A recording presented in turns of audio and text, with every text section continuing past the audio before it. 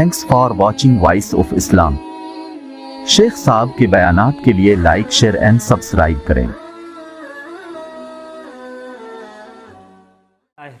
रहीम अल्हम्दुलिल्लाह वकफ़ा वसलामुन अला इबादिहिल्लज़ीना इस्तफ़ा अम्मा बाद।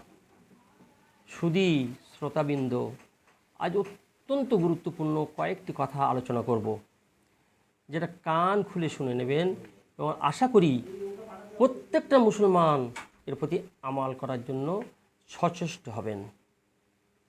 এক নম্বর কথা, কোরবানির দিন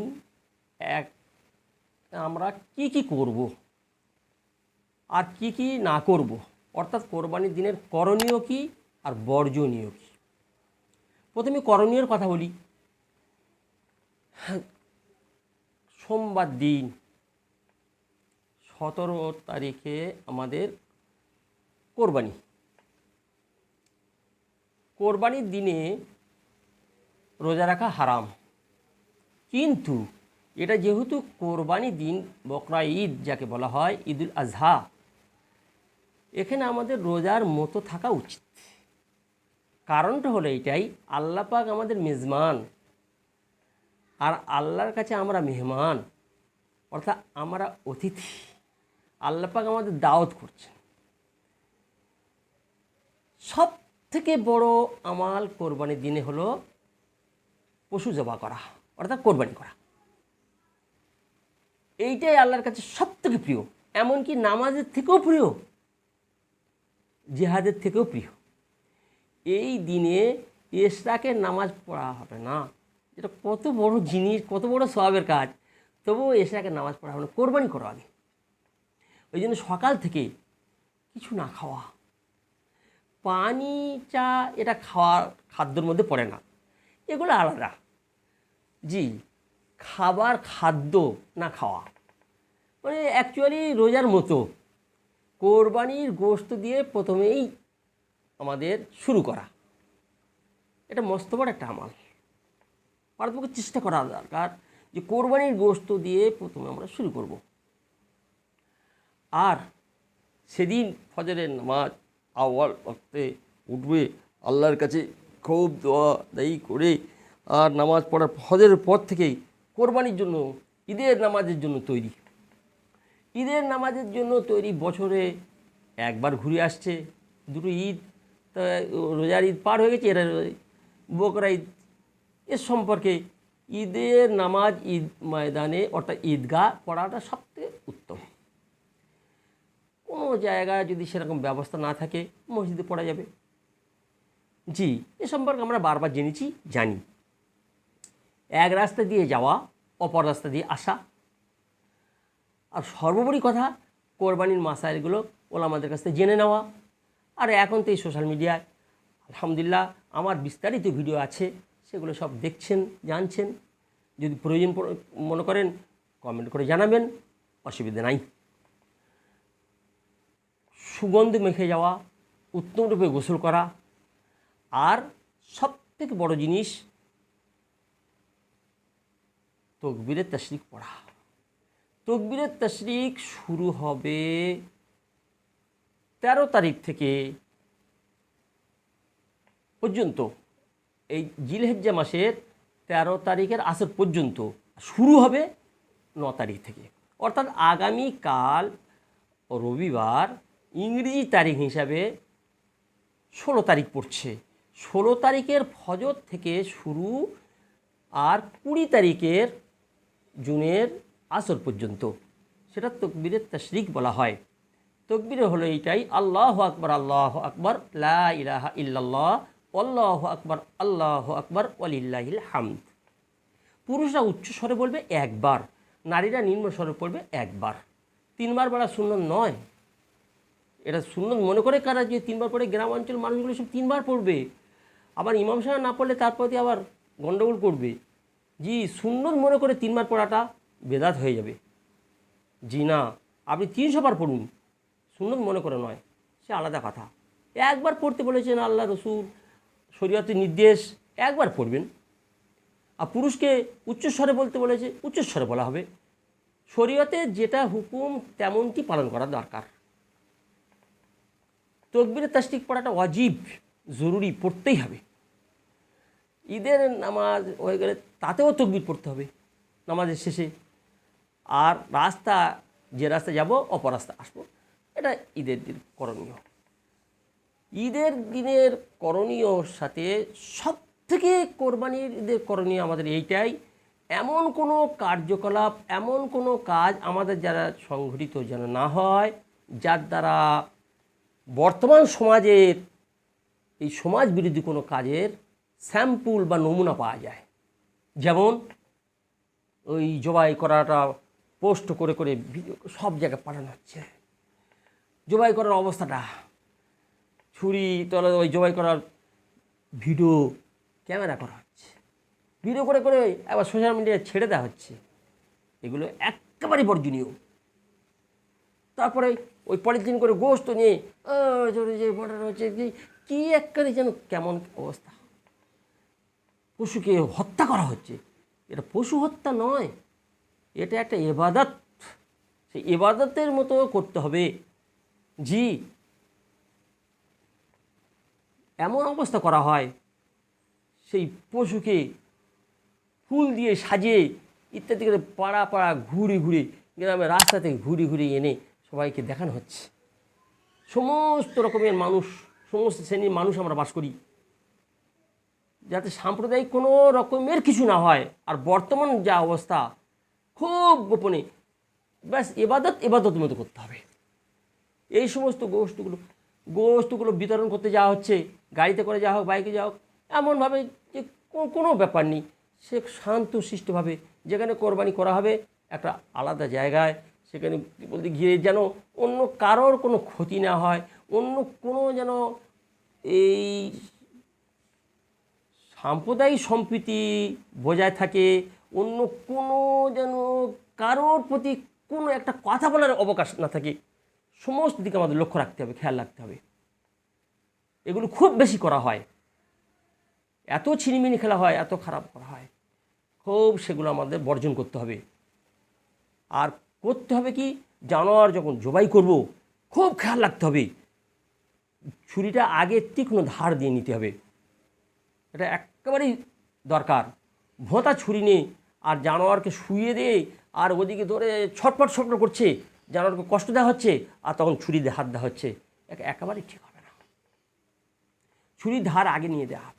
আর আমাদের সমাজে একটা সবচেয়ে বড় ব্যাধি আছে, কারণ নামে কোরবানি করছি, যে না, কারণ নামে কোরবানি করা জায়েজ নেই, একেবারেই সর্বনাশ। আল্লাহর নামে কোরবানি করতে হবে।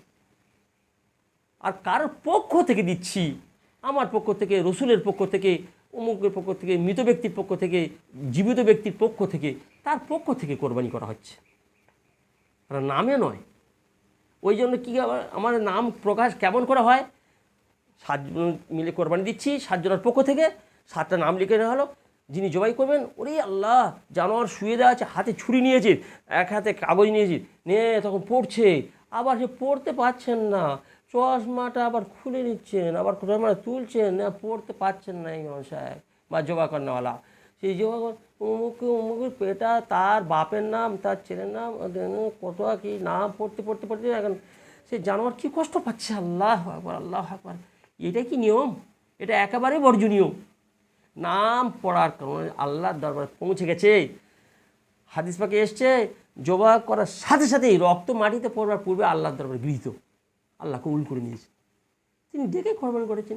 এই নাম যখন আপনি মনে মনে এই সিদ্ধান্ত করে নিলেন, এই আমরা 7 জন মিলে 7 জনের পক্ষ থেকে কোরবানি করছি, আল্লাহর নামে কোরবানি করছি 7 জনের পক্ষ থেকে, ব্যাস সেই হয়ে গেল। এইবারে যদি গ্রামের মানুষ ছাড়ছে না, নাম পড়তে হবে, তাহলে নামটা আগে পড়ে নেবেন, নাম লিখে নিয়েছেন, পড়ে নেবেন। জানোয়ার শোয়াবার আগে, জানোয়ার শুইয়ে নিয়ে জানোয়ারকে কষ্ট দিয়ে ওই নাম পড়া আর ছুরি সান্দা মোটেই চলবে না। এগুলো একেবারেই ঠিক নয়, চটজলদি জবাই করে নিতে হবে।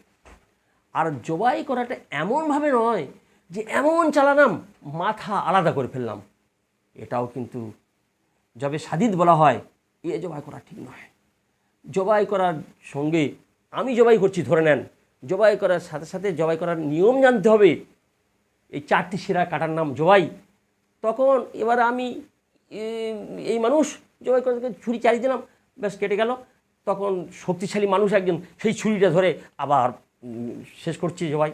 তাকে কিন্তু সেই বিসমিল্লাহ আল্লাহু আকবার বলতে হবে, এইটাই বলা জরুরি। আল্লাহর নাম নিয়ে জবাই করতেই হবে। বিসমিল্লাহ আল্লাহু আকবার যদি না বলেন, বিসমিল্লাহ বললে আল্লাহর নাম নিতেই হবে। তা যিনি সেই জবার সঙ্গে অপরজন একজন হোক আর একাধিক ব্যক্তি হোক ছুরি হাত লাগালে তাকে প্রত্যেককেই বিসমিল্লাহ আল্লাহু আকবার বলতে হবে। আর যদি না বলা হয় জানোয়ারটা মুর্দা হয়ে যাবে, খুব খেয়াল রাখতে হবে। তারপর জবাই করার পরে একটা চরম বড় প্রশ্ন সম্মুখীন এসছে। সেই প্রশ্ন হলো এইটাই যে আমাদের সব গরুগুলো ছাড়ানো হচ্ছে গায়ের কমের দ্বারা, চামড়া ছাড়ানো হচ্ছে, সাঁওতাল ইত্যাদি ইত্যাদি, তাদের চলবে কি না? অবশ্যই এটা ভালো জিনিস, পারতপক্ষে চেষ্টা করা যে নামাজি মুসল্লিরা তারাই ছাড়াবেন। কিন্তু যদি ছাড়ানো হয় চলবে কি না, ফতোয়া কি? জি, ফতোয়া হচ্ছে জায়েজ, চলবে। কোরবানির পশুর ছাল ছাড়ানো, চামড়া ছাড়ানো যদি গায়ের কম এসে ছাড়ায় তাদের দ্বারা ছাড়ানো চলবে। জি, কোরবানির পশুর গোশতের জন্য মজুরি দিতে হবে লেবারের, এই গোশত তাকে দিয়ে মজুরি হিসাবে দেওয়া চলবে না, একদম নাজায়েজ, একেবারেই চলবে না, মজুরি আলাদা করে দিতে হবে। কোরবানির পশুটাকে দক্ষিণ দিকে মাথা করে আর বাম করড়ে বাম পাশে শুইয়ে যিনি জবা করবেন তিনি কেবলার দিকে মুখ করে আর জবা করবেন। এইটা হলো সর্বোত্তম তরিকা। কিন্তু যদি কেউ পশুটাকে উত্তর দিকে মাথা করে আর ডান করড়ে শুইয়ে দেয় আর জবাকারী যিনি জবাই করবেন তিনি যদি কষ্ট করে কেবলার দিকে মুখ করে জবাই করে দেয় কোনো অসুবিধা নেই, তাও চলে যাবে। আসল যিনি জবাই করবেন তিনি কেবলার দিকে মুখ করাটা এটা জরুরি, এটা সুন্নত। কিন্তু কোনো জানোয়ার এমন অবস্থা হয়েছে কোনো দিকে মুখ করি পশ্চিম দিকে মুখ হয়ে গেছে আর সেই অবস্থা অন্যরকম, যদি সেই অবস্থায় জবাই করে দেয় সেই ইমাম সাহেব তখন মুখ করছে উত্তর দিকে কিংবা দক্ষিণ দিকে, কিন্তু তবুও একটু চেহারাটা যেন কেবলার দিকে হয়ে থাকে, করতে পারেন যত চেষ্টা করবেন। আর যদি না পারেন তবুও জবাই হয়ে যাবে, কিন্তু বিসমিল্লাহ আল্লাহর নাম নিয়ে জবাই করতে হবে। জবাই করার সাথে সাথে চামড়া ছাড়ানো চলবে না, যতক্ষণ না পর্যন্ত প্রাণীটা ঠান্ডা না হচ্ছে ততক্ষণ অপেক্ষা করতে হবে। আল্লাহ রসুল সাল্লাল্লাহু আলাইহি ওয়াসাল্লাম কঠিনভাবে বলেছেন তাহলে প্রাণীকে কষ্ট দেওয়া হবে। ঠান্ডা হয়ে যাওয়ার পরে ছাড়িয়ে নেন, ছাড়িয়ে নেওয়ার পরে গোশতগুলোকে নিয়ে সুষ্ঠুভাবে প্রত্যেকের ভাগিদারকে ওজন করে ভাগ করে দেন। তারপরে তিনি তার ভাগটাকে নিয়ে 3 ভাগ করবেন কি করবেন না তিনি বুঝবেন। 3 ভাগ করাটা নিছক মোস্তাহাব, না করতে পারেন। কিন্তু এর আগের ভিডিও আমি বলে দিয়েছি যে আমাদের সমাজে সর্বনাশ অবস্থা করা হয়, ওই টোটালি 7 ভাগ গরুটাকে নিয়ে 3 ভাগ করে নেওয়া হয়। 3 ভাগ করে 1 ভাগ গ্রামে দিতেই হবে, আর বাকি যেটা 2 ভাগ আছে ওইটাকে নিয়ে এবার 7 ভাগ করা হবে। এটা একদম চলবে না, এটা ঠিক নয়। আর একটা কথা শুনুন, কোরবানির ওই গোশত নিয়ে বাকি হোক আর কিছু হোক আর ওই পলিথিন ভরে আর তাকে ছবি তোলা হচ্ছে, ছবি তুলে আবার ভিডিও করে আবার সোশ্যাল মিডিয়ায় পাঠানো হচ্ছে। খবরদার খবরদার, একদম এ কাজ করা চলবে না, তাতে সমাজ বিরোধীর সমস্ত অবস্থা প্রকাশ আসবে, তাতে সওয়াব হবে না গোনা হবে। যদি আমার আপনার জন্য সমাজে দাঙ্গা লেগে যায়, সমাজের কোনো রকমের উক্তি চলে আসে, খারাপ উক্তি, তাহলে আমি আপনি গুনাহগার হয়ে যাব। খুব খুব লক্ষ্য রাখতে হবে। রইল এবারে আরাফার ব্যাপার। আরাফার ব্যাপার এই সম্পর্কে আমাদের ভালো করে জেনে রাখা দরকার। আরবের আরাফার দিন আলাদা হয়ে যায় আর ইন্ডিয়ার আরাফার দিন আলাদা হয়ে যায়। কেন? একদিন আগে ওদের হয়ে যায়, যেহেতু আমাদের আরাফার দিন হলো আগামীকাল রবিবার, কোরবানির দিনের আগের দিন। এই দিনে রোজা রাখার সম্পর্কে খুব বলা হয়েছে, আগের ভিডিওতে বলে দিয়েছি। আল্লাহ রসুল সাল্লাল্লাহু আলাইহি ওয়াসাল্লাম বলছেন, আমি আশা করি 1 বছর আগেকার 1 বছর পরেকার গুনাহ আল্লাহ পাক ক্ষমা করে দেবেন। সুবহানাল্লাহ। মুসলিম শরীফের হাদিসের হাওলা দিয়েছি। জি, মুসলিম শরীফের হাদিস পরিষ্কার এসছে এটাই এই জন্য আগামীকাল প্রত্যেকেই রোজা রাখার ব্যবস্থা নেওয়া, এইটাই আমাদের আরাফার দিন। আর তারপরের দিন হলো কোরবানি। কিন্তু সর্বোপরি লক্ষ্য রাখতে হবে আমাদের আইয়ামে তাশরিকের ব্যাপারটা। আল্লাহু আকবার, আল্লাহু আকবার, লা ইলাহা ইল্লাল্লাহ, আল্লাহু আকবার, আল্লাহু আকবার, ওয়ালিল্লাহিল হামদ। সেটা হলো ইংরেজি 16 তারিখ থেকে শুরু করে আর 20 তারিখ পর্যন্ত। 16 তারিখের ফজরের নামাজ থেকে শুরু আর 20 তারিখের আসর পর্যন্ত এই তাকবীরে তাশরিক পড়তেই হবে। পুরুষ উচ্চস্বরে একবার, নারী নিম্নস্বরে একবার পড়া প্রত্যেকের অজীব। একটা শেষ কথা বলেই আমার কথা শেষ করব। ঈদের রাত, ঈদের রাত আগামীকাল দিবাগত রাত, সেটা হলো সোমবারের রাত পড়ে যাচ্ছে ঈদের রাত। ঈদের রাতের ইবাদত আমাল আল্লাহর নিকটে খুব গৃহীত, খুব মকবুল, আর অত্যন্ত আল্লাহ পাক কবুল করেন। ঈদের রাতে আল্লাহ তাবারক তাআলা প্রথম আসমানে নেমে আসেন। আসার পরে আল্লাহ পাক বলতে থাকেন, ও আমার বান্দারা কি আছো, আমার কাছে কি চাও, আমি তার সমস্ত চাহিদা পুরো করে দেবো। কি আমার কাছে ক্ষমা প্রার্থনা করো, আমি তার সমস্ত গুনাহকে ক্ষমা করে দেবো। কি আছো আমার রুজি তলব করো, আমি তার রুজির ব্যবস্থা করে দেবো। কি আছো অসুস্থ, আমার কাছে সুস্থতা চাও, আমি তার শেফা দান করবো, সুস্থতা করে দেবো, ইত্যাদি ইত্যাদি। আল্লাহ তাবারক তাআলা করুণা একেবারে এই ফজর পর্যন্ত। এই জন্য ঈদের রাত জাগরণ করে আল্লাহ তাবারকের কাছে ইবাদত আমালে আমাদের লিপ্ত থাকা দরকার। তবে এটাও বটে, শরীরের একটা হক আছে, চোখের একটা হক আছে।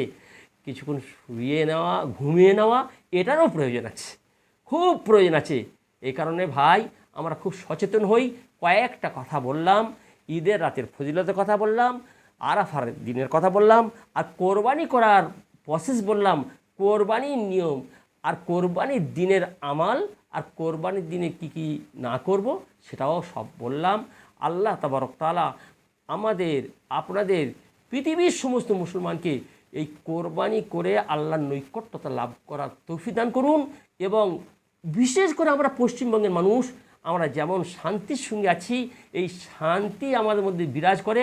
এই কোরবানি কিনে যেন আমরা ছিনিমিনি না খেলি, আর এই সমস্ত পোস্টগুলো যেন ফোনেতে আর সোশ্যাল মিডিয়ায় যেন না করি। খবরদার খবরদার, খুব লক্ষ্য রাখবেন। আল্লাহ আমাদের তৌফিক দান করুন।